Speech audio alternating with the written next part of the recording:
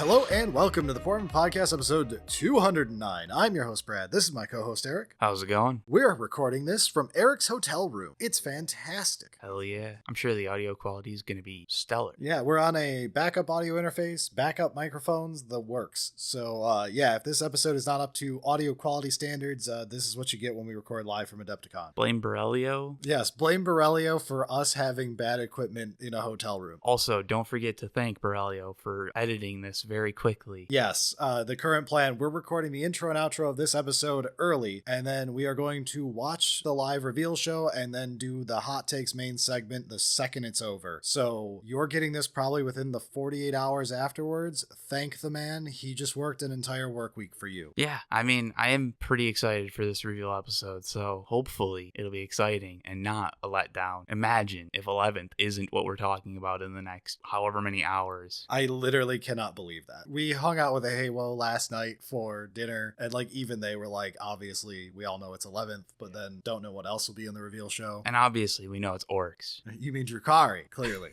It's orcs versus Drukhari. Yes, there's no space marines. And it's not even Imperial. You don't even get guard. Oh my god. The shareholders would freak.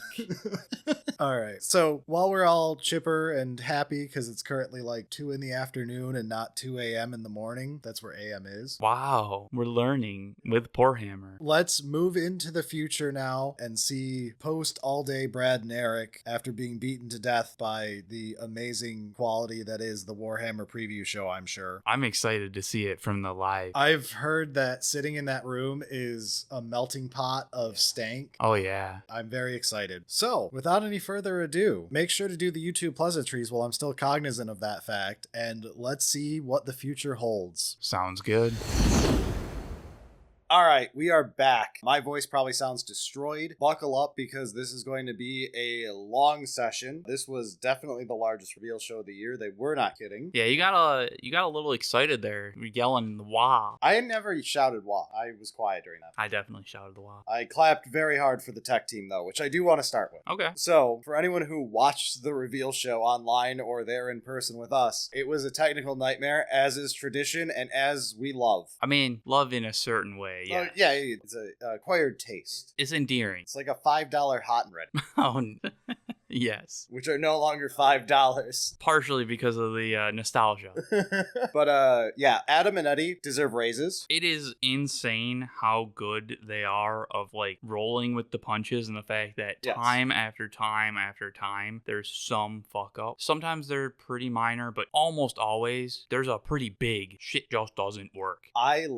So we were there in person in the room. Yeah. And Adam did his big fucking shouty stage microphone. They had a pair of Sures up on stage that they talk in that are nice sounding. Yeah. But then he had the shitty presentation microphone that he was running around with. Yeah, it's the Bluetooth wireless one. And no one could understand a fucking word he was saying. No. It was ass. And we were like, oh no, this is going to be a disaster. So he starts off like that and is doing his pre-show thing with us and whatever. And that wasn't such a big problem for the pre-show stuff, because a lot of that was just let's get hype, and that's essentially just we're gonna shout "wah," and that's the most important part. So whatever if it's not a great audio quality. So then they get up on stage, and to their credit, they checked the audio before the stream went live. We watched them test both Sures, and both of them worked, and I even had the mental thought of, damn, we're not gonna have actual audio problems. That's crazy. The stream went live, the Steel Legion promo plays, and immediately his mic stops working, and I was like, you cannot make this more perfect. No.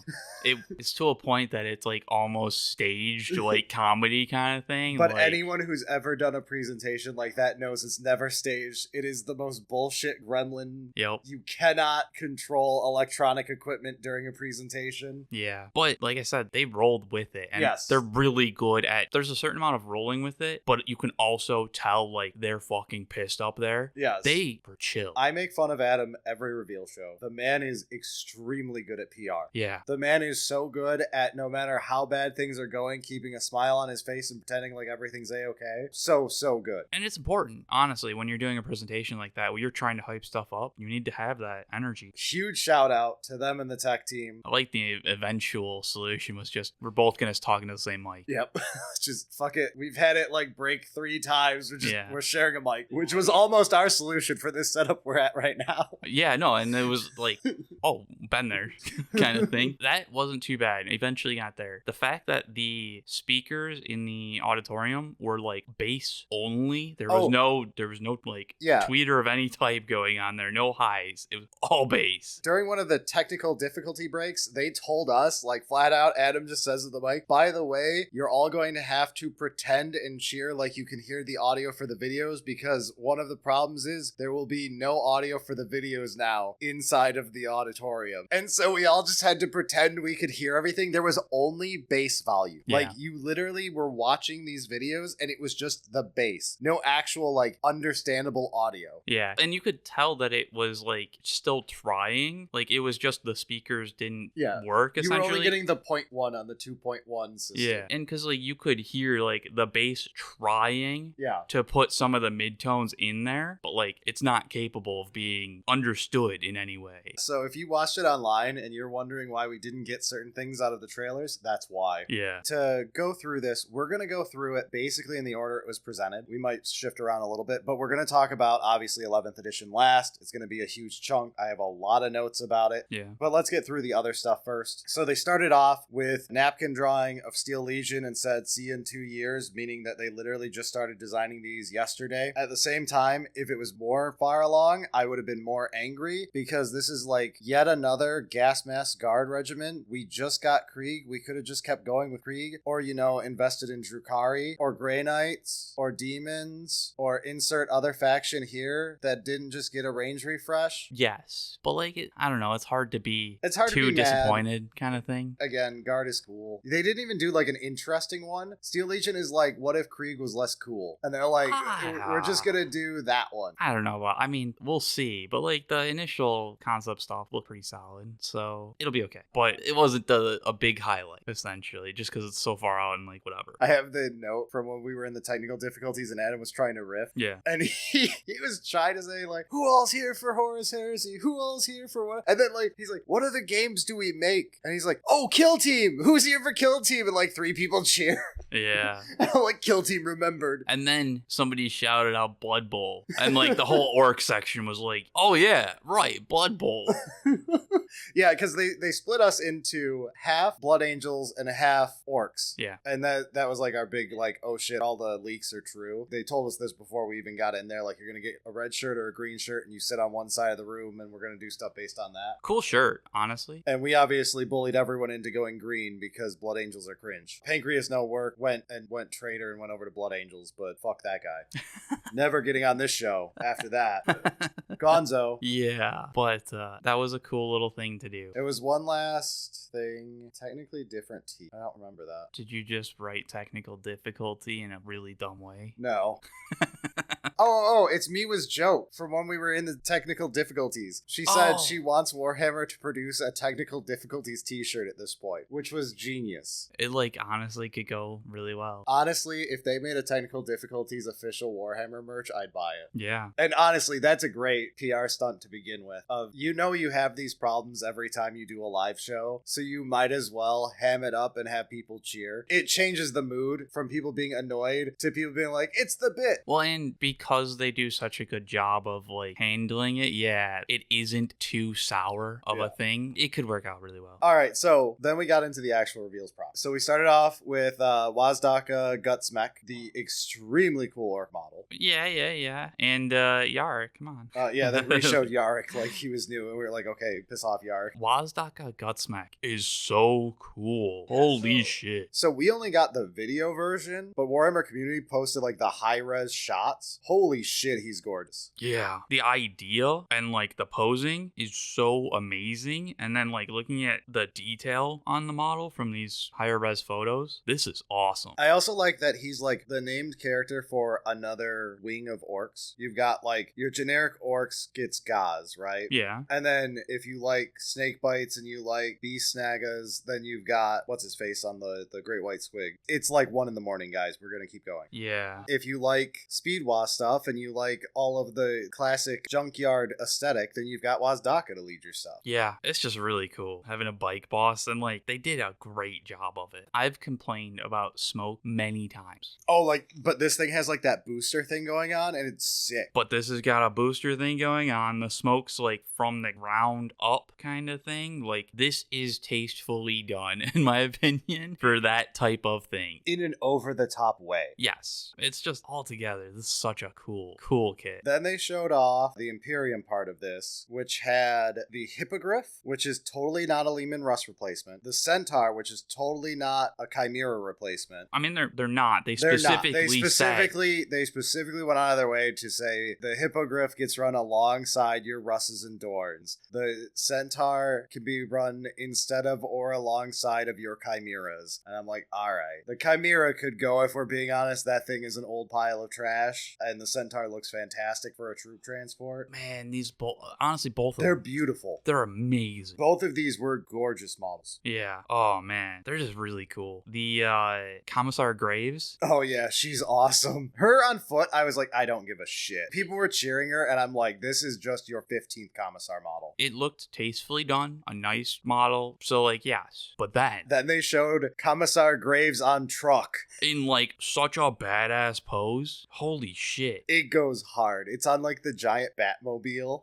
Batmobile. It looks like the Batmobile. Yeah, it's like kinda. this big elongated giant black monstrosity. It's cool. They nailed it Yeah, out of the park. Huge fan of her after revealing that. Before that, I was like, I don't give a shit. Yeah. Then they showed off Fraye, who leaked early because she's on the wall of Adepticon right now, who's a Dogmata superior. She was neat. I like the chair aesthetic. It's kind of cool. It's like Karamazov being back. I think it fits Sisters really well. Like, I like Sisters having the weird over-the-top stuff. I think this fits Sisters really well. Well, because there's a problem of, like, scaling up, like, the Mortifiers or whatever could end up looking like baby carriers, right? The Nundums, some people felt baby carrierish, but I really like how they look. They have similarities, but, like, to me, they're much better handled. They're substantially different. And the new Fraye, so aura farming for Sisters, essentially. Yeah. Just sitting there, like... She actually reminds me of Lord Croak. Yeah. Like, Seraphon wizards love doing the sitting on a floating throne, controlling the battlefield type vibe. Like, even, like, Skink Priests. Yeah. Like, Star Priests can be on a throne and, like, have the same thing. And she feels very much like that, and I love that. Which I think is part of why I love this. So, when we saw it, like, you know, they did a little bit of a spin kind of thing. Looking here on, like, their actual post, the back of it is quite detailed. Yes, I like it. It's the opposite of the Thousand Suns. Yep. The Thousand Suns bots are rough from backside. I'm so glad you knew exactly where I was going. I was just building them. They're fucking ass. I love them from the front. The backside, it's like a different fucking model. It's like they forgot that it needed to be done and then went, oh shit, I guess we gotta submit that. This is just gorgeous all around. And then we got Inquisitor Kroyle. Wow. Yes, that. The Inquisitor, lame as shit, don't give a fuck. The mount is the coolest goddamn thing. Yes. They were like, let's cook the coolest Xeno dog horse monster you've ever seen. It's also got like insect parts. Yeah, it is like this sweet animal. And then we will custom make lore to tell you this is the only one of this thing in its species. Fuck you. You can never have something this cool. Have 500 more Space Marines that we're gonna shit out for the next edition. That was such a... I get it. Like, these are Inquisitors, so they're like, this is your art piece kind of thing. Yeah, they're all one-of-a-kind art pieces that'll have garbage rules. But also, like, you cooked on this, and then you're immediately kneecapping yourself to use you could do more of this. That would be awesome, but no. Then after this is like the end of edition book series that these are coming in, is the last one of these. And it's coming with battalions like all of them have. And I have some weird notes here. So, like, the IG battalion looks amazing. The guard battalion. Yeah, it does look pretty cool. Because I will be ordering one. It's got 2 of the hippogriffs, 1 centaur, a Rogel Dorn, and then 10 Cadian troops. I'm pleasantly surprised by them putting the Rogel Dorn in there with the new stuff. This is a nice box. But then we got, like, weird mini battalions. Like, they're called battalions still. Or battle forces, or whatever they were called. I think they're battalion boxes. But, like, they're so weird because, like, they're, like, not even the size of a combat patrol. Yeah. And I'm like, I don't know how cheap they're gonna make these, but, like, the Death Watch one is 10 Death Watch idiots and a fucking plane. The Ork one... Yes, and a fucking plane. The Corvus Black Star is super. I mean, what else were they going to put in it? It's the 2... It's Death Watch. It's the 2 Death Watch kits. So, like, that one made a little bit of sense. It was kind of disappointing, but, like, okay. The Ork one is literally just the trike, a single buggy, and 2 units of the Death Coptas, which were in, like, every intro box for a whole edition. And they just slapped 2 more units of them, so you can have 6 more of these fuckers with a single trike and a single buggy. I'm like, who designed this box? I mean, it's kind of tough because, like, if you saw the new Wazdakka Gutsmek and were like, I want to get into orcs now, and I want to do that part of orcs. I still think this box is poorly designed. Of like, sure. You could have dropped 3 more of the planes and done another car. Sure. The real problem is what it wants is a unit of bikes that are all old and shitty right now and are clearly going to be in the 11th edition refresh. And that's kind of where it's like, yes, this is a little weird, but it implies good things to come. And it's not bad. I mean, I always like, it depends on how much it costs when it comes out, kind of thing, if it's a good deal or whatever. Not getting to that. The design is fine. It's a little weird just because of implications for what's going to come. But like, I don't know, the Sisters one seemed trash. I don't know. Maybe I'm wrong, but like... Yeah, the Sisters one I had 0 interest in either. But moving on from 40k, they put it on the back burner to come back to at the end. They did Kill Team next, which was Boring Ass Cadians number 512, which had the single funny moment of we got hit with a second wave of technical difficulties here, and it got stuck on this one boring ass Cadian for like 5 minutes while Adam Troke is up on stage trying to make it interesting, and it swapped image to a frozen image of the Vox Relay, and the crowd just went nuts and started chanting Vox Relay over and over because it was something different. So the Vox Relay is now the greatest model to ever be made. Yes, basically. I mean, if the crowd was to make the decision, yes. They're well done. I don't even think they look that good. They're pretty good. This is a kill team. Maybe it's not the most exciting kill team ever, but like, this is good enough. I couldn't tell you the difference between these Khazarkin and normal Cadians. Oh, you could definitely tell between normal Cadians.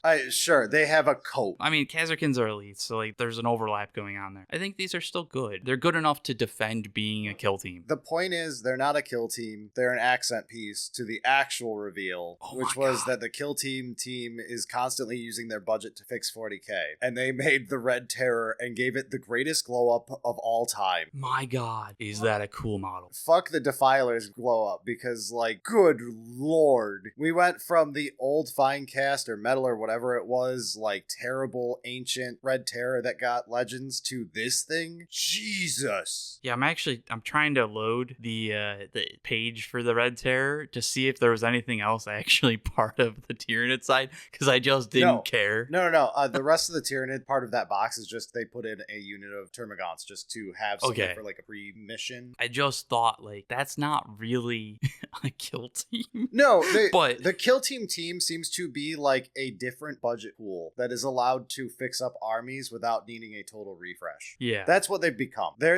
We couldn't get a budget to refresh an army, so the kill team has to do something. Yeah, there was also the talk about kill team Nemesis. Yes, so Nemesis is why the Red Terror is a kill team thing, which is like the last time it was they made Catan Nightbringer. So this will be like your kill team can face a boss. It's a neat idea to make, because kill team is like the tiny game format thing is like the thing you want it to be, where it's like it's just 5 guys or 10 guys. But that does mean that like people who are fans of big monsters like us are like, I have 0 fucking interest in this. So now it's like, okay, cool, we can do boss monster versus 5 guys. And it's also really cool because like you can see from the Red Terror, like the kill team designers are really good, and they're kind of given like free leeway to like actually do stuff and go hard on it. Really cool. Yeah, it's just another exciting part of like, yeah, I'm still probably not interested in playing Kill Team, even with whatever, but like, we're gonna get more monsters. Hell yeah. Yeah. Then we moved into Horus Heresy for 30 seconds. They showed off a tank that they swore was new, even though it definitely isn't new, and it's the same tank that I've seen 500 times in the store. I'm sure it is probably new in some way. It has some different gun, I'm sure. Then they showed off the new Ogrins, who are in like full battle armor and look sick as shit. Holy god, they're cool. Holy shit, they're so badass. They're cool. I like dopey Ogrins too, but I love the idea of making an Ogrin fucking terrifying. Right? Like properly scary, even in like war kind of stuff. Yeah, well done. They're pretty cool. And they showed off like Guard got some heavy weapon team that's a mortar, whatever. Oh, that is so. All right, I'm gonna say it's very cute, and I kind of love it. The one cute thing I liked was I love the level the Horus Heresy designers love their own lore.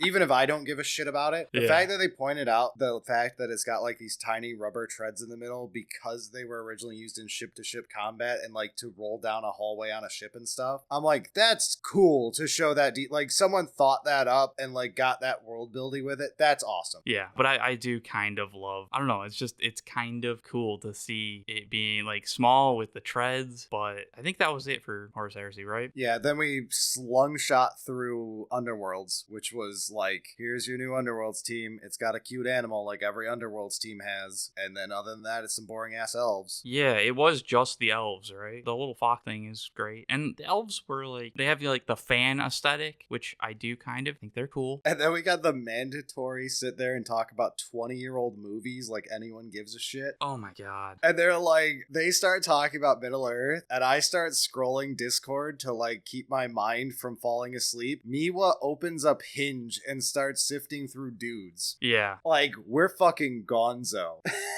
I'm sure there are people that are excited about more Lord of the Rings stuff, but fuck you. There have been a few times that I've looked at them and been like, oh yeah, that is pretty neat. This one, I got nothing. Bro, those movies ended 2 decades ago. Give up. The books are 100 years old and aren't that good. Read a better book. It's not just something to tell 35-year-old white women to stop reading just Harry Potter. It's to tell 55-year-old white dudes to stop just reading Lord of the fucking Rings. I think they're fine books, but like, yeah, there's been iteration upon them. But also, it's just tough because like, even if you like that, these didn't seem exciting to me. You got a 400th Gandalf. Yeah, right? Gandalf is the Calgar of Middle Earth. Wow. Eat shit, both of you fan bases. Yeah. Remember, our email is bricky@gmail.com. Send all hate mail there. Bricky is currently texting me while we're trying to record at 1 in the fucking morning. I mean, to be fair, GW did kind of hurt him financially. Yeah, we'll get to that. We'll get there to those jokes. But for now, the very cool part, honestly, highlight of the show for me was AOS. I mean, okay, there's some real cool stuff. Yeah. Yeah. Like the Cities of Sigmar update is sick. They showed off Free Guild Grenadiers, which were okay. They're just another Cities of Sigmar unit. They look nice. They showed off the Gate Gargants, and like the crowd actually went wild for these things. And I was like, I love this, but I'm shocked that everyone else is like going apeshit for these because they looked great. They're amazing. Somehow they made the female Gargant like well done because GW could fuck that shit up pretty easily. Yeah, you always worry about it with the fucking British. Yeah, this is very well done. Both of the models, 10 out of 10. It is funny too that they made like really cool Gargants like the day after we're hanging out with Haywo last night and joking about how like they chose the ugliest, shittiest versions of giants from any culture to be their giants in their game. Like the British giants are so fucking bad compared to anyone else's. But I did love like the second these showed up, Yumi and Miwa are all like leaned over towards each other like, oh my god, it's like the giants in One Piece. Let's talk about Ennis Lobby. Right? And yeah, actually, that is positive praise kind of thing. I was like, oh, it's great. And Miwa looks over and she's like, you mean these models or One Piece? I was like, yes. Right? I love the shield door thing. Using the gate as a shield. It's great. It's just that little extra bit. These models are amazing. And not just in comparison to other Gargants stuff in AOS. These are really cool. Then they did the Free Guild Gallants were pretty neat. They're like just paladins on foot. They're like heavy knights on foot. Yeah. Pretty cool. I love the helmets. The rest is like it's a knight, but I do love the helmets. There are some pretty unique helmets, and the little like devil thing. The random little devil on the one model. Super cute. Just like absolutely adorable, and somehow like fits weirdly. The models are pretty cool. I like the shields, honestly. They're not like over the top, but like they've done a good job of it. Then before they showed off the mages, they showed off the priest. Yes. Okay, I forgot about the priest. And it was the funniest thing. They have like two heads for him. The one where it's like the guy with like scraggly gray hair that's like just terrible looking. He looks like a 40k character. Kinda, yeah. And then they made the greatest guy ever, the bald one, who is me when she keeps sucking. Holy fuck, that guy's face is exactly that meme. It is peak meme material. This is like the worst face of the day, and in the best way. Yes, it is terrible. But like, the meme potential is out of this world. It's like when we got Captain Underpants, the Inquisitor. Then they showed off all of the mages. They were very cool. Everyone freaked out at the death mage, and I was like, it's okay. I thought the fire mage looked better. Yeah, I mean, okay. I don't know if I'm with you. I think the death mage one is pretty cool. The fire is well done. The fire guy has so much more, like, it's a better sculpt. The death one is carried by the fact that he's got the Lord Buckethead stupid ass head and a nice scythe, and people like scythes because scythes are legitimately the fucking coolest or a farmiest weapon that's terrible in real life but is sick as shit. They're like the epitome of perfect Warhammer because it's a terrible, stupid, awful, dumb weapon, but like we're in Warhammer universe. Yeah. That's perfection. But I feel like the actual sculpt, like the model standing there, is amateur hour compared to the fire one. I see what you're saying. Posing. It's old Warhammer. It is man stands there, one arm up, one arm down. Yeah. It kind of has that like, we're gonna go take the family picture, everybody stand nice. But like, I don't know, the aesthetic is very cool. I enjoy it. But yeah, the fire one, I can see what you're saying. As like a model. Yeah. And then there's the life mage, who is less about the actual mage, who is like barely a guy, and is much more about the cool ass mount with the like one goat head and one like bird head of some sort on like this cool griffin with a snake tail. Yeah, I didn't even really look at the dude essentially, because the mount definitely pulls the attention far more. Yes. The mount is cool as hell. He's like whatever. He's like barely there. He's like barely there essentially. The mount, I don't like it, but it's extremely well done, if that makes sense. Of like, sure. I get it. You could hate it, but like it's really cool for what it is. Yeah. I like something about it feels very fairy tale-y. Well, I mean, it's like the Chimera. Sure, but like it's like the way it's represented to me feels like the way a medieval picture draws a dragon that looks like shit. But like, let's make that a 3D object and make it cool. It looks like it was drawn by a 5-year-old, and then here's the real life version. Somebody's trying to explain what an elephant is. Yes. And like, there's somebody drawing it, and it's like, what the fuck did you make? Yeah. I see what you're saying. I feel like my problem is it's just like, it's too much. To me, it's just slightly too much. But that's a personal preference kind of thing. The model itself looks well done. And then we got to the highlight of the evening, the most important thing. Not new 40K. No, actually. I mean, yes, but since we were at like the live show in an auditorium with a bunch of people, you know, there's a crowd reaction. Yeah. At certain times, there was like, yeah, oh, hey, let's clap, let's shout, like whatever. Yeah, just like a minor polite, like everyone cheering for the new model. Yeah. But then you would have moments where you would hear like when Red Terror was there. Yeah. That was the first time I leaned to Eric. I'm like, the room is audibly like loud right now with people talking. Yeah, it was like excitement and then like a murmur afterwards of everybody talking to each other about like, oh, that's really cool, right? Yeah. Then they showed off the Cog Fort. Yeah. That is the loudest that room was all night. No one stopped talking to each other the whole time. No. It was like probably 3 straight minutes of everyone just talking to their neighbors while looking at things. Yes. I was kind of there with them. I I am too. Like, I love how this model looks. I know AOS players were freaking out about one of the guns when they described it being 6d6, and I'm like, that's literally like a normal thing for us, but I guess we have guns in our game. But like, AOS is a shooting game. Yeah. Yeah.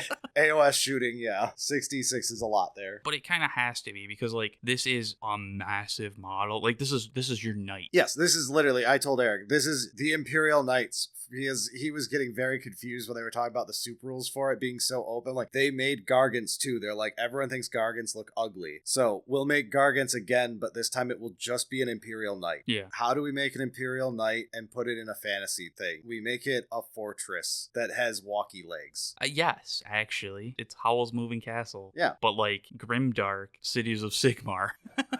I love this model. The fact that it looks like a turtle with a cannon on it does help it tremendously with me, as we've discussed on a recent episode. Yeah. I love me a cannon tortoise. I love this thing. I just laugh at the fact that they were like, let's do Imperial Knights in AOS, and we'll give them universal soup rules so that you always have FOMO. Yeah, and they also said something about like the Regiment of Renown. I don't like any of the temporary stuff like that to try to force sell a unit, just like the universal soup rules. It's like when Space Marines could take Votann randomly when they introduced Votann, just trying to sucker Space Marine players into buying Votann as like a Hail Mary pass for 20 minutes, and we were like, do not fall for this. I feel like, all right, we've compared it to Knights, Gargants, and it's gonna have similar, like, from a play standpoint, it's gonna have similar highs and lows to that style thing. If you're gonna do that, I kind of love the Cog Fort more, because this is a whole diorama. It's not just, oh, it's a really big knight. It's a big thing. This is what you talked about doing with like a giant brontosaurus that has like a whole, what's it called? The thing that goes on top. Oh, we looked it up before. We looked it up last time. It's too late. I'm not doing it right now. It's not Sherpa. That's a guy who helps you up a mountain.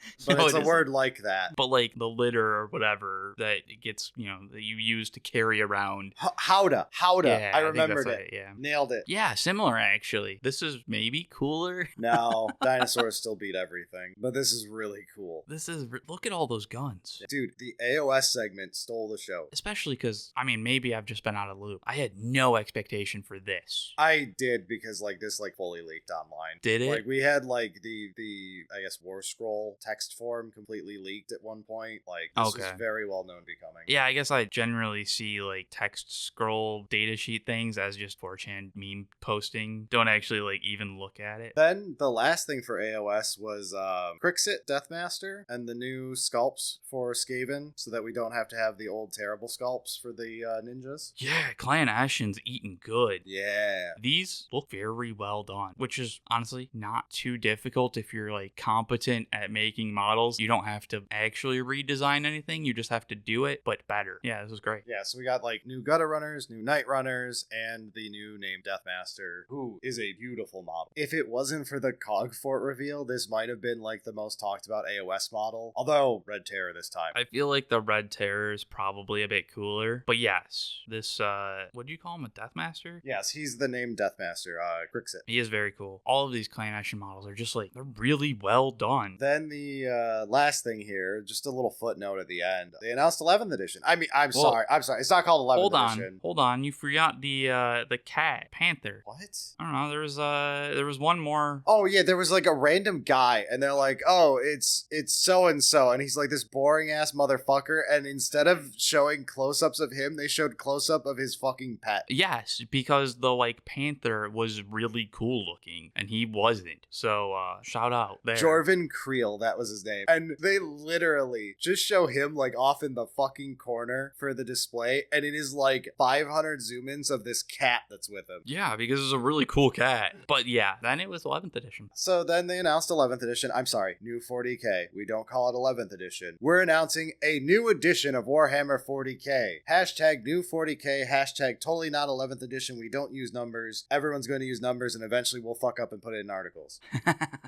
This came with a bunch of notes. We tried to write down everything we could. Again, we're recording this as fast as possible. This is hot takes. We'll have much more to talk about as articles start showing up and real rules start showing up and we see what's going on. We only have the vague promises they gave us and our fears and hopes going in. Yeah. More fears than hopes, but I mean, we're starting to see what the new edition is going to be. We'll talk about rules first and then the model crap last because there was not much shown model-wise. It was like the trailer showing some of it and the hilarious audio of that trailer, but anyway. Yeah. So, first up, their focus, instead of simplified, not simple, the meme of 10th edition, was narrative and balance both being exemplified. Like, trying to combine the two into one. And I'm like, you say this every fucking edition. Also, like, no shit you want to try and make a balanced game. If you were trying not to, you should be fired. That's my favorite part, is like them openly admitting they're like, we have like two types of players. The one who wants a narrative game and the one who wants a balanced game. Like, no, every person wants a balanced game. A balanced game is the baseline assumption of making a fucking game. Even if it's asymmetrical, it needs to be balanced. You would like for both players to have an equal chance at winning a game. Yeah. You idiot. That's fundamental part. Like, step one. I understand that, like, yes, it is good to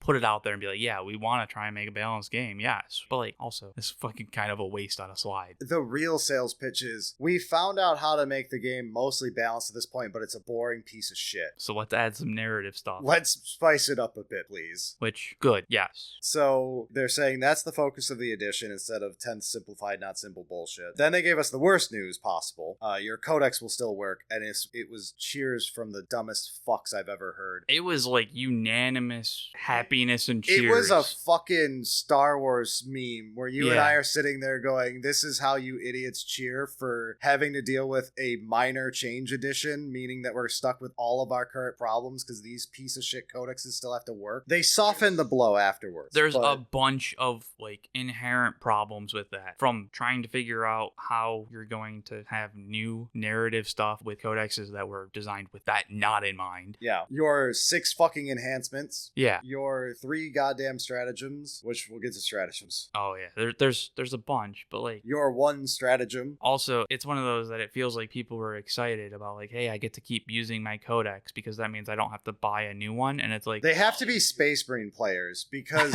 if you have any other codex, imagine being happy that you get to keep Codex Tau, you fucking idiot, or Codex Custodes. Woo, I'm so happy I get a pile of shit. Yeah. And like, I don't know, man, this would have been a great time to be like, yeah, it's free and we'll make updates as needed kind of thing. Yeah, they didn't say a single fucking bait thing like they tried at 10th. No. They were like, the rules are temporarily free. This time they were like, fuck you. It was to the point that like they didn't do a Q&A. But if they did, was so prepped. We were going to lead to awkward silences with prepped questions, by the way. So like, so are we going to have free rules going forward? Is that something that's in mind? Hey, in 10th edition, characters is a weak point of the game where you basically just click the add character to list, and then sometimes you click plus 10 points for a redeploy. If it's narrative heavy, can we have something like interesting with customization? No, because you're keeping the codexes. Oh, okay. Oh, interesting. What a take. They did bring up that leaders lead, and like they keep all of the rules once they've, like, if the rest of the unit dies, they still have, like, they were leaders. Yeah, we'll get into leaders in a second. But first, the thing that softened the blow for the shitty codex is saying, they bragged about how we're starting the edition. Day 1, there will be a post with 70 new detachments in it. I was like, thank God it's something. And then we got the souring of that fact. And then it was one of those like, all right, that's like what, 3-4 detachments per faction? Yeah, and as we did the quick maths there, we're like 70. There's 24, 25-ish factions. That's less than 3 per. And then we realized that Space Marines is going to get half of these. Yeah. Because they'll be like, well, White Scars needs one. Fucking Iron Hands needs one. Fucking immediately, me was like, so 60 Space Marines attachments, and it was like, yeah, fuck. Yeah, that was our like, oh, everyone gets 1. Space Marines gets 30 more. 30 more detachments for Space Marines, please. We don't have 56 already.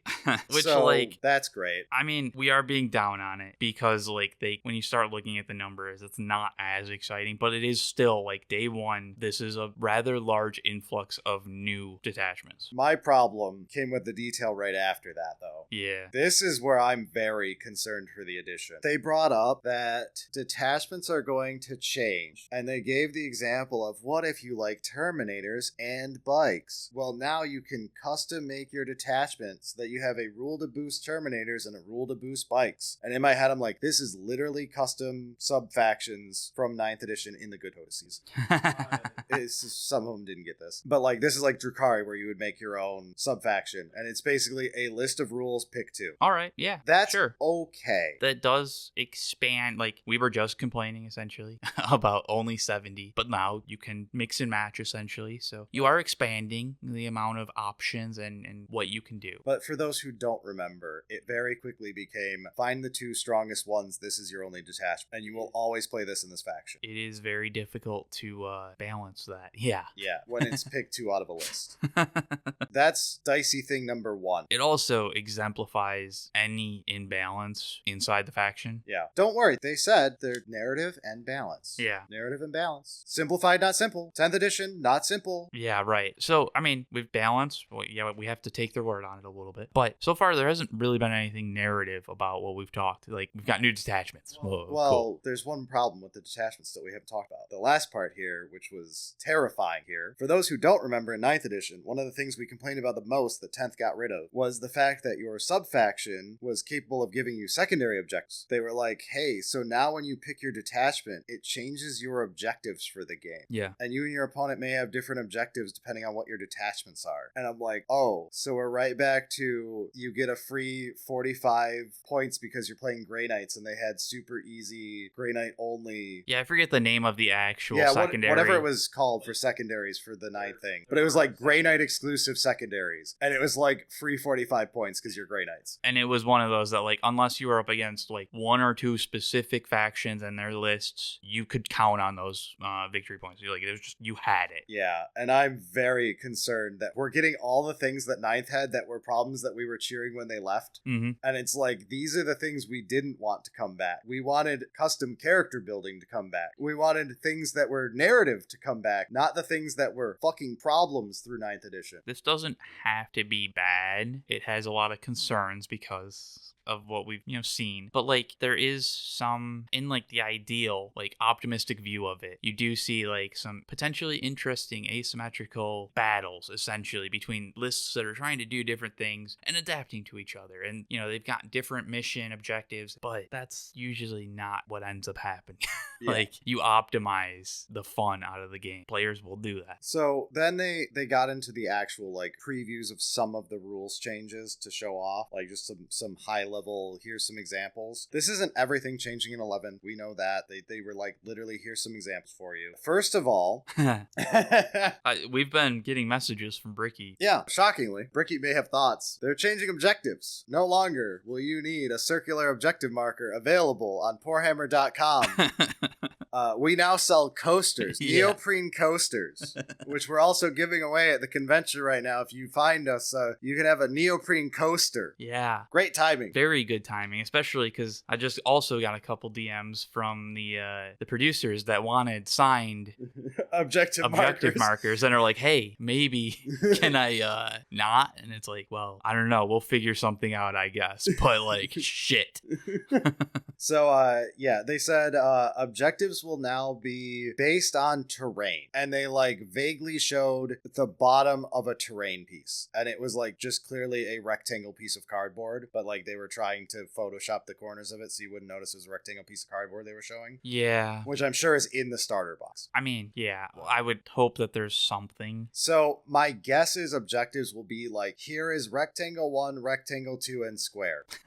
I will bet you money that this is how it ends up being. I hope that it's not rectangle, and square. And it will be, you make 3 buildings, you buy $65, you buy $85 GW terrain. That's more like. And you slap it around the corners of this objective marker, and that's your objectives. We don't know yet. We'll find out how the objectives truly change later. And like, this doesn't have to be bad. Oh yeah, it could be great. It can open up more design space for objectives themselves. I'm being a shit right now because it's hot takes than I'm allowed to be right now. And we sell these. Yeah, and we sell these. We have a monetary investment towards one way. But Briggy's gonna have to do a big tax write-off. Yeah. But like, this has potential. Like, this is not actually doom and gloom for the game. And if it ends up being what I think, where it's gonna be rectangle 1, rectangle 2, and square, we will sell new objective markers. Sure. Yeah. But for right now, we don't know anything else about the objectives other than they said it will be based on like terrain. Which also had its own. Yeah. There was an interesting one. I liked some of the other stuff they were talking. So like terrain itself is basically entirely changing. The bonus for cover is impacting hit, not saves. Yes. So it doesn't stack with minus to hit and all. Yeah. And I mean, that can honestly change how much you want to hide for a lot of factions. There was the other thing though, of if you're in a building, you can't be shot from outside of 15 from what they were saying. Again, it was a little hard to hear things, but that's what I got out of it is they were saying like if you're in a building and they're not in it, you cannot be shot from outside of 15 inches. I'm trying to look through the article because like you said, we didn't really hear it and that sounds wrong, but I'm not against it. So yeah, they were like trying to show off that they're trying to make this a more melee, less shooty thing, which is exactly what I was talking about beforehand when we were standing in line. And we were talking with, was it Pancreas or was it just a random patron who was in front of us? It was someone. We were talking with them and they were asked about like thoughts on terrain stuff. And I'm like, the thing I hate is that GW terrain, if you buy it, like you're a new person, you buy GW terrain, is bad to play 10th edition because it has open ground floors and everyone says close your windows on ground floor because otherwise the terrain does very little and shooting armies become much stronger. So by making it where terrain gives you 15-inch shooting protection, that could be a good way to make it where even though the windows are open on GW terrain, that's okay.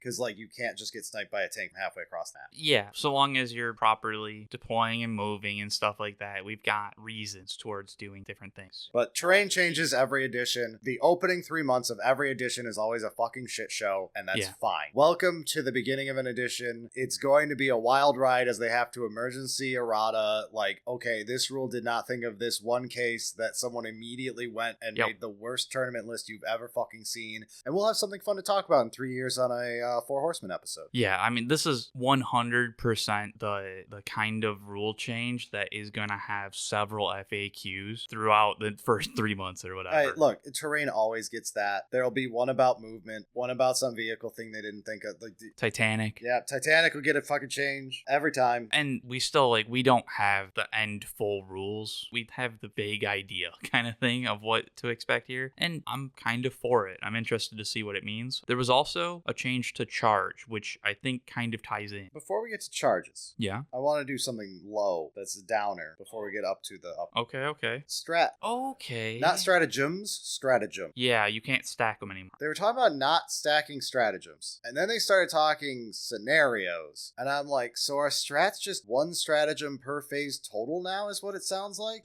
They were being really vague and giving terrible examples. It kind of felt like it was like once you use a strat per phase on a unit, you can't use another strat on that same unit. Which that's a little less bad. That makes sense to me. I feel like there's a decent number of strats now that are kind of not great because it was like they work because you're expected to be like do this one, that one, and now you have. Yeah. It's the awkward thing because it's exactly what happened at the beginning of 10th where they're like, we don't like that you can make a character be interesting.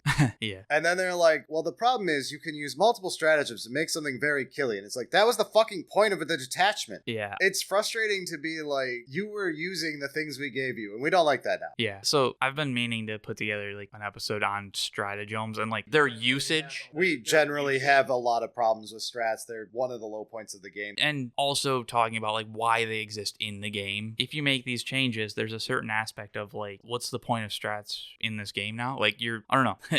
There's a lot of baggage towards what they said, and a lot of that also depends on what the actual rule wording is. Yeah, it was so them on stage saying it. I'm like, I need to read the actual rule. Please just put it on the screen. And I don't see any more info on their community post. Yeah, it is either there's a pile of stratagems that are now garbage, or all but 3 stratagems in the game are now garbage. Yeah. One of those two is true. Basically, yeah. and especially because the codexes are valid until your next codex. Which means we're fucked. So, like, those are your strats. Unless they're going to go through and make changes to everything when the new edition comes out, these are your fucking strats, and they were not designed with this in mind. We'll see. But now let's do some high points. So charges, talking about melee edition and wanting to make melee a little bit better, charges is now you roll your dice and then choose your charge. Which is massive. Like, charge... That's very big. The charge roll is probably the most important singular roll. In all of 40k, if you want to win a game, the charge roll is the thing you're re-rolling. Because the charge roll has the weight of every roll of combat thereafter. And it includes movement, and, like, it is fundamental.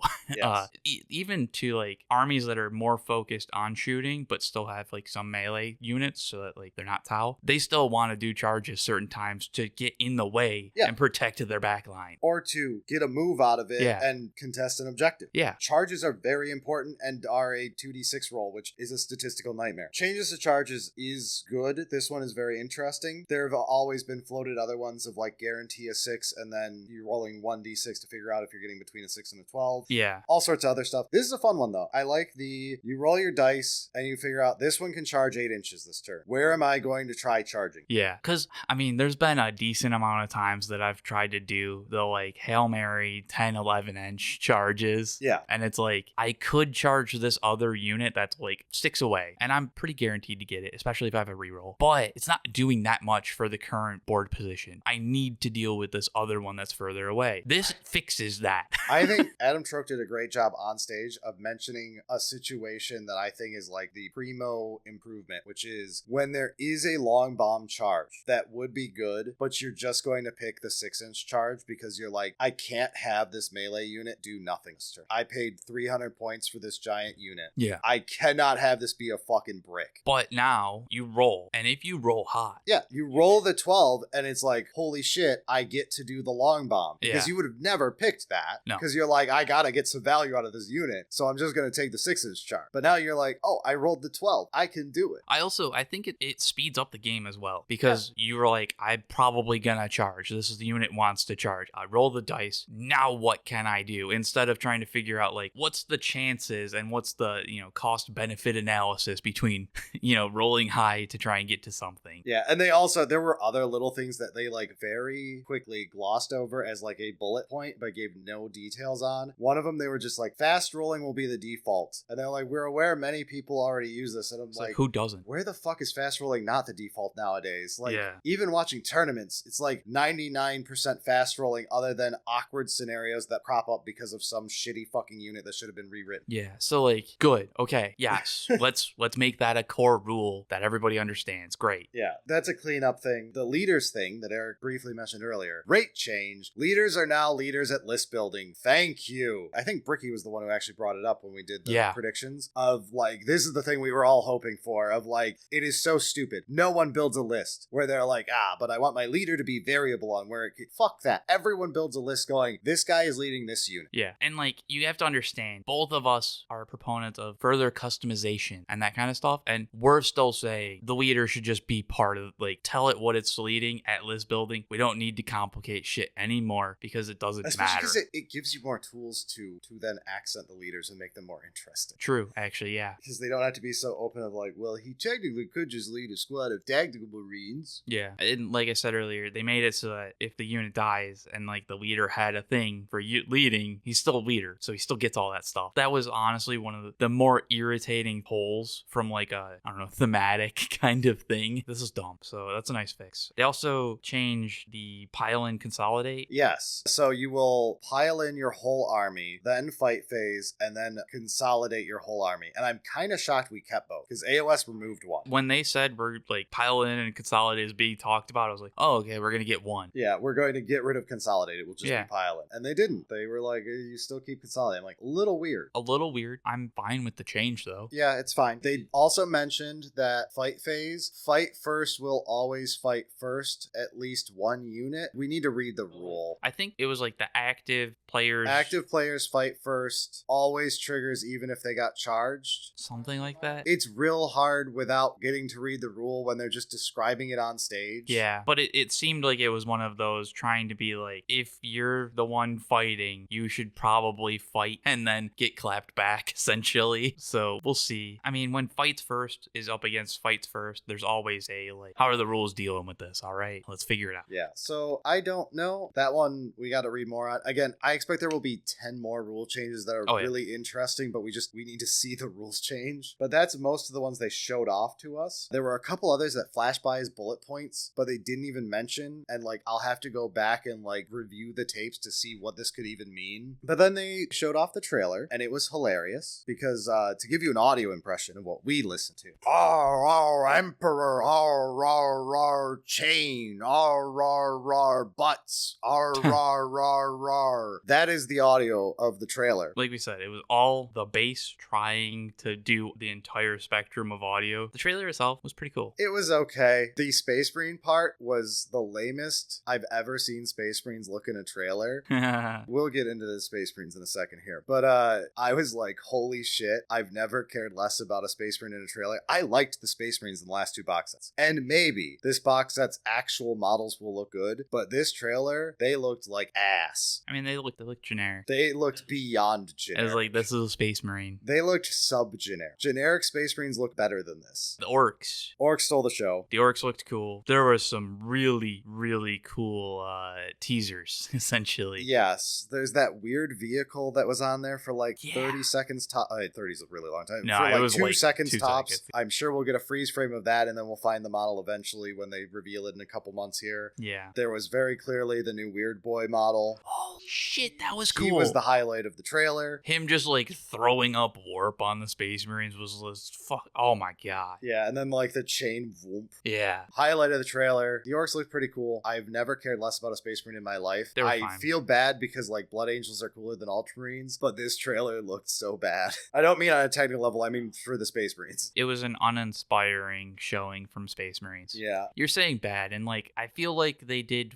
fine, but they're Space Marines, so fine isn't good enough to be like, wow, it's a Space Marine. I could not tell you a single thing of note from that trailer for the Space Marines. Yeah. I'm like, one guy had a shield that looked cooler than him. Yeah, okay. One guy just looked like an intercessor with a piggy face, which we'll get into in a second. They had jump packs. There was a guy with a jump pack, which we already have this model. Yeah. And there was the captain who had a skull face, which I'm sure will be the captain of the box. Like, obviously, it will be captain with skull face. I expect that to be true, yeah. And looked fine. He looked cool. The skull face is neat. Skull faces are edgy as fuck. But it works. Yeah, in a cool way. I can be 14 too. Yeah.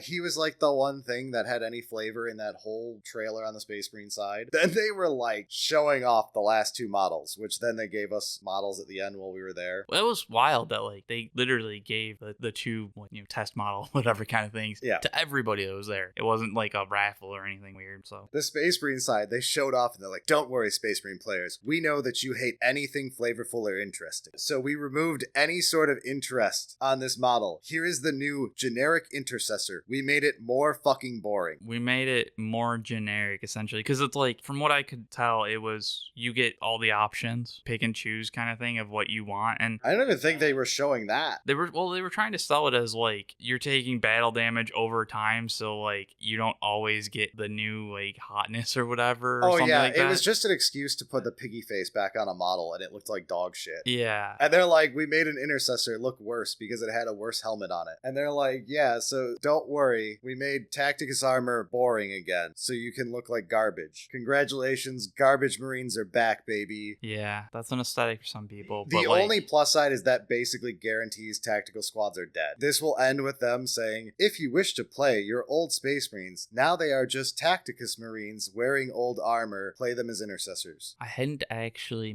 we knew that was gonna come. They did it to the entire range except for tactical squads so that the screeching wouldn't be at max volume. Now they can kill tactical squads and the screeching will be at like a 6 out of 10. Yeah. Good enough. Boomers be gone. Yeah. No, like it was, the writing was on the wall, but you bring up a good point. This does give them an out. So fine. Okay, sure. To be fair, they only showed us like 2 models and these are like the generic kind of things. So like, the amount of hype is not sure. sure, okay, there's an expectation of like, you show me some Gravis armor, show me something interesting. But like going forward, like this was the, hey, actually really 11th edition is gonna happen, and then here's like some ideas of like what's gonna happen. We'll show you more to keep the hype train going. As it gets closer, we'll show you the cooler new shit. I have to say, the thing that killed me, they showed off the box art for the new box, and they were so fucking proud that it had things to remind you of a box that is older than the average person in that room. And I'm like, this company gets so up its own ass with nostalgia for something when they had 1/100th of their audience. Yes. It would be like if you were constantly having people try to be nostalgic for Lord of the Rings. That would never happen. Like, they're like, look, it looks like this box from when you were 2 years old. And I'm like, I'm 35. Yes, I don't think it was that bad because like it was new and updated and it was like heavy inspiration, but if you didn't know about that old nostalgia box, it looked fine. Yeah, it was uninspired as shit, but honestly the box art for Leviathan was trash too. With the half Terminator, half Tyranid head, that's a bad art for a box too. This one, yeah, it might not be the most exciting, and like it's definitely, even for us, like we're not the target audience, and like yeah, okay, the nostalgia is a little weird, probably didn't need to do it, but also like if you have no reference to it, it doesn't harm anything, but it's just, it always makes me laugh when they like go out of their way to show off something like how nostalgic. I'm like, imagine if they were showing off the Red Terror and they're like, we made him look like butts again because it's nostalgic that he looks like dog shit. Yes, like the orcs don't need to look like Mongolian raiders because they looked like that on an art in fucking 1886. But anyway, the highlight was actually the orc model. They did show off the orc boy, and why not both? Yeah, the why not both? So Orc Boys, the reveal was we got new Orc Boy models, and because everyone memed to death about the fact they made an illegal squad, well, not illegal, but a terrible fucking squad loadout in their last easy to build kit. And like, it was dumb. The worst easy to build kit, like the one that is the straw man argument proof. The only one that is that bad that people use as an example. And especially because it's an Orc Boy. But so now you get a Choppa and a Shuda on every Orc Boy. They always have both, and the model they showed off, the Shuda's just slung over his back and he's got his Choppa out. Okay, honestly, if we're having Space Marines who have grenades between their butt cheeks and have a hidden pistol on their cock, okay, if Space Marines can do that, every faction should be allowed to do that. Give Tau Samurai swords. Yeah, the Orc Boy that they showed off had the Choppa, Shuda, and the Slugga. Like a Space Marine has, where a Space Marine always has a rifle, a pistol, a sword, a hammer, grenade, 3 fists, 12 grenades, none of which are modeled, and a shield. So like this one, it is good. Like we're back to Orc Boys or the Orc Boys. They're like, here's your starting kit essentially of weapons, because like if you don't have at least this, you're not an Orc Boy kind of thing. So yes, good. This is a very good start. I'm excited to see the rest of the kind of teasers that we saw in the promo video, and just seeing everything else that's gonna come, because yeah, there's gonna be refreshes for some. Well, there's an expectation, like we said earlier, that there are gonna be some models that were clearly left out that are probably gonna be getting a refresh. Yeah, I hope so much that we get interesting, good looking models on the Space Marine side. Yeah, because what was shown in that video was so fucking just garbage. It was uninspiring, and like I said, I mean, we've got the Orc Boys, and the Orc Boys are only that exciting because they fucked up the last release of them so badly. The Orcs, though, the trailer showed off cool stuff that you can't wait to see the models of. Yeah, there was better teasers going on throughout that, and maybe like if we freeze frame throughout the video, I'm sure if you freeze frame and you go get some slathering Space Marine fan, they could tell you technically this unit from 19-2, not the one that we just got last week. And like they're using this weapon, which they never had, and it's like, okay, yeah, that is neat. But also, if you're really trying to show some hype, show fucking like Dreadnought or something. Show something interesting. Do something cooler. It's fine. Like this is the start. Maybe when the trailer got made, they didn't have cemented what they were gonna do for the Space Marine update, and there's gonna be cool models as soon as we get that part. Or they're just like, we don't want to show it off yet. We want to make sure that that seems like a really dumb idea as far as hype goes, but yeah, sure, maybe it's that angle. We'll make sure that the hype train's already in motion. But they said it's coming out in June. June 2026 was on all the preview stuff, which is exactly, by the way, it's when we talked about this in a previous episode, of like every single edition other than 9th edition because of COVID being delayed a month. Every single edition comes out out every 3 years in June. Yeah. Since at least 7th or 6th or 5th, wherever. Like, we tracked it backwards, and it's like, I think it was like all the way back to 5th. It is like every 3 years on the dot in June. Yeah, it is most of them, and like it makes sense, but also that's not that far away. The hype train it's gotta start moving quicker.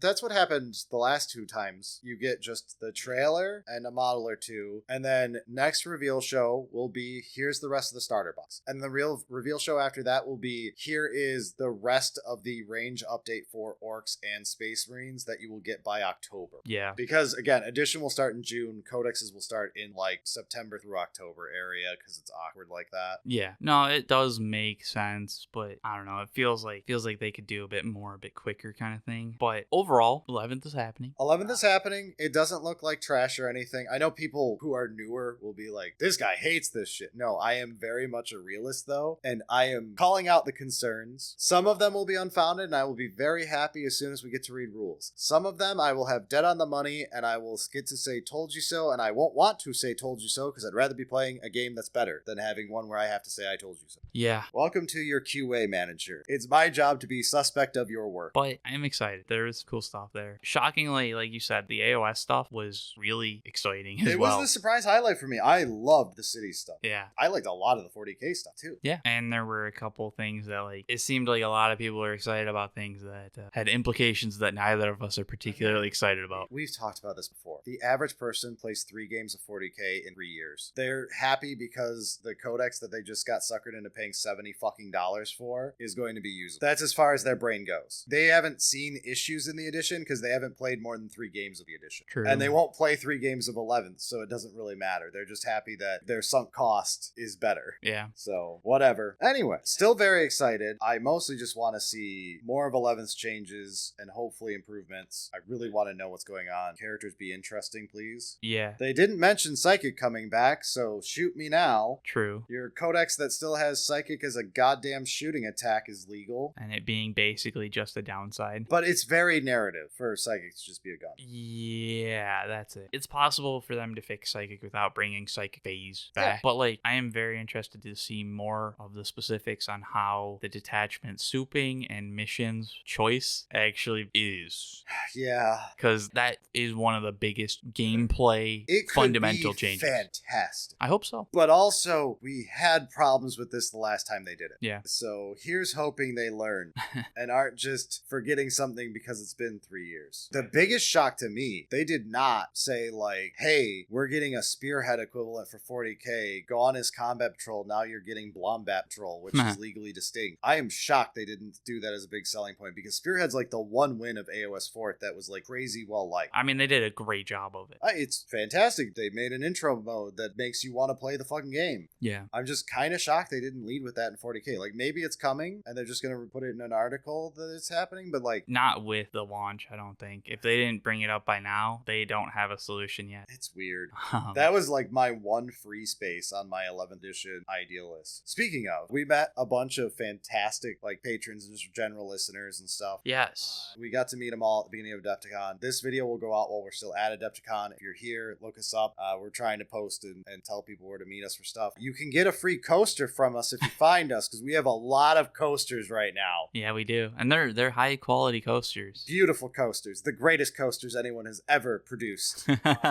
Bricky did a great job making these coasters for us. Get your neoprene coasters now. It was great to meet listeners already, and hopefully continue to meet them as we're here. But importantly, one of them gave us these beautiful bingo cards, and I got a bingo. I didn't. I got screwed. There's like 2 that are 1 away, and then 1 that's just like whatever. My free space of Adam Says Loads and Albi. Sure. And then I got Ultramarines got mentioned because they had to point out, don't worry, it's Blood Angels on the cover this time, but you can still paint them as Ultramarines. Don't worry. You will never have to have a flavor of ice cream. I love that there was an Ultramarine shown, and then they still had to be like, yes, Ultramarine. Do not worry, Ultramarine player. I was like, oh, maybe they won't say it. Existing Space Marines get updated because we saw ones that were existing that got updated. Even more Space Marines because that's a different free space. Free. Yeah. No, yes. And audio issues, which is different type of free space at this point. Yeah. I got really close to being a couple other different ways too. I got screwed by an old world one, but that was fun. It was cool. There are lots of questions about 11th still to be had. I'm sure we're going to do a lot of content about it as we get more info. Stay tuned for all that. It won't all be negative. I know I always sound negative on these because I have to be the one to question things. Yeah, I mean, we are generally optimistic, so we'll be talking more in the future about 11th. Other than that, where the fuck are the Drukhari at, man? They're just part of the Eldar. One Codex. I am dying. One Codex. Demons, one Codex. They remade the Intercessor. Yeah, they did. Drukhari is on life support, and they were like, Intercessors, can we make them more shit? Can we dumpster dive for parts? Well, no, you have to think about it optimistically. See, they have only so much development time, and they were like, we have to do something with Space Marines. Like, you have to do that. This is a new edition. If you don't, the investors are going to lynch us, and we're gonna die, and so you do it. But you do it in the most minimal part possible. Just little changes to the Intercessors, whatever, they're worse. Fine. Now we can commit the rest of the time to Drukhari. Drukhari, Grey Knights, Demons. Oh yeah, it's gonna be great. Harlequin's getting a big expansion, full Codex. That seems less likely, but Kill Team's gonna save it. Kill Team honestly has a chance of saving it. Kill Team, you're the greatest. We love you. Salute. Yeah. More stuff like you've been doing here. Less of generic Cadia number 45 though. It happens. Cadia happens. Yeah, you brought that up and I'm like, man, the guard vehicles were really cool. They really were. I did love that for the guard vehicles, there was that by the way, you could just not put all the Cadians on the vehicle and play them as anything else. And it wasn't like we're making versions for everybody else. It's like, just don't put our Cadians on and you can play them as whatever. They did look very cool. There's a lot of excitement. And I think that's about it. It is now very late o'clock. We have to get this to Berilio. Please thank Berilio. He is about to work a very long work day for all of you, and then we will get this out as soon as we can thereafter. If you're here with us at Adepticon, come look us up. Hopefully my voice is back by then because I am dying right now. We're just gonna keep yelling wah. Yeah. Orcs, orcs, orcs, orcs, orcs. But other than that, have a great time, everyone. Take it back past Brad, who still had his voice and sanity. Sounds good. That's right, future Brad. Now we're back to the past. Don't forget, we've got merch, Poorhammer.com. While we're still cognizant, yes. Also, the YouTube pleasantries I reminded you about. Tell us all about how the reveal show went that we're going to go to in a couple hours here. The Okama Musume merch is going away very soon. Yes, like literally this week. So if you want it, buy it. Or any of our other merch. Also, this is next week's episode early. I hope it's early. If it's not, we screwed up. Yeah. So remember that. And the next episode will be a belated April Fool's episode, which is like 6 days late, but blame GW. They timed this shit. Yeah, it's definitely not our fault. It's also a real episode. It's a funny topic. It's so good. Yeah, we've already tested it. It's great. So enjoy next episode. You're going to love it. But with all of that out of the way, we need to thank some people as we get out of here. So if you enjoy this show and want to help support us, go to patreon.com/SullySingleton, where you can join great patrons with wonderful names like Eric's Baneblade verse feat tier list. Thank you for supporting the show.